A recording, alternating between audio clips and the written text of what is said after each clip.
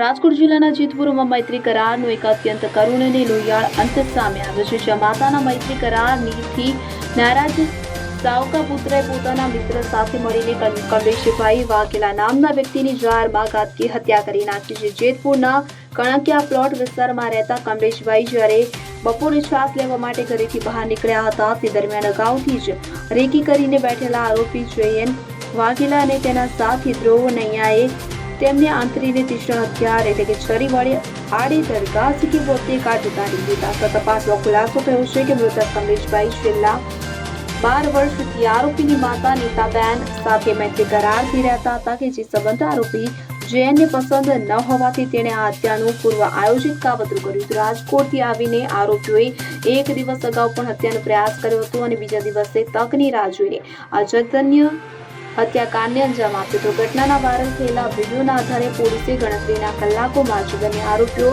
જયન વાઘેલા અને ધ્રુવ નૈયાની ધરપકડ કરી રિમાન્ડ સહિતની કાયદેસરની કાર્યવાહી હાથ ધરી છે। પરંતુ આ ઘટના એક એવી માતાના જીવનમાં ક્યારેય ન ભરાય તેવી ખોટ સર્જી છે, જેણે આ કાવતરામાં એક સાથે પોતાનો પતિ અને જેલમાં ગયેલો પુત્ર બંને ગુમાવી દીધા છે। મારું નામ કપિલ અરુણભાઈ વાઘેલા। અમે જમવા બેઠા હતા બરાબર છે, એટલી વારમાં અમે બરફ લેવા મોકલો હતો કમલેશભાઈ અરુણભાઈ વાઘેલાને બરાબર છે। મારા મોટો ભાઈ છે, હું એને નાનો ભાઈ છે ને અમે જમવાની તૈયારી કરતા હતા, જમવા જ બેઠા હતા, છાસ ને બધું લેવા જતા હતા બરાબર છે। અને એટલી વારમાં એક છોકરો અમને કહેવા આવ્યો ઘરે કે હાલો હાલો કમલેશભાઈને કંઈક લાગી ગયું છે, એટલે અમને એમ કે થોડુંક કંઈક લાગી ગયું છે। તો અહીંયા ગયા અમે તો એમના લોહીના બ્લડના બધું ચાલુ હતું બરાબર છે। એટલે અહીંયાથી પછી અમને એક બે જણાએ કીધું કે અહીંયા છરીઓના કામ આવ્યા છે, હવે કોણ છે કોણ નથી એમને ખબર નથી ના, હજી અમને ખબર નથી કોણ છે। એના કેમેરા જોઈ પછી અમને ખબર પડે। કમલેશભાઈ અત્યારે તો મુદ્દે થઈ ગયા છે। નહીં નહીં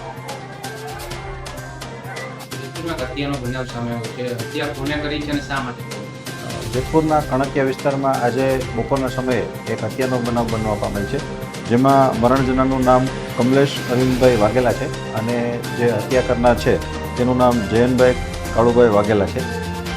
મરણ જનાર છે તે આરોપીની માતા સાથે મૈત્રી કરારથી રહેતો હોય અને આરોપીના જે પિતા છે એ 10 વર્ષ પહેલાં ગુજરી ગયેલો હોય અને આરોપી રાજકોટ મુકામે રહેતો હોય। ત્યારબાદ એમની માતા છે એ આ આરોપી સાથે મૈત્રી કરારથી જેતપુર રહેતો હોય તે બાબતે તેને ફરીથી મંજૂર હતું, જે બાબતે ત્યાંથી આવી અને આરોપી સાથે બોલાચાલી થયેલ હોય અને તેમને છરીના ઘા મારી અને તેમનું મોત નિપજાવેલ છે। આ બાબતે કમલેશ મરણ જનાર છે એમના ભાઈ કપિલભાઈની વિધિવત ફરિયાદ લઈ અને આરોપીને હસ્તગત કરી લેવામાં આવે છે। કેટલા આરોપી છે?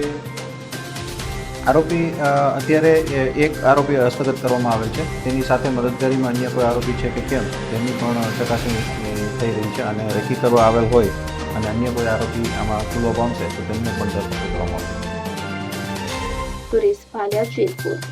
હવે જુઓ દેશ દુનિયાની તમામ ખબરો તમારી આંગળીના ટેરવે।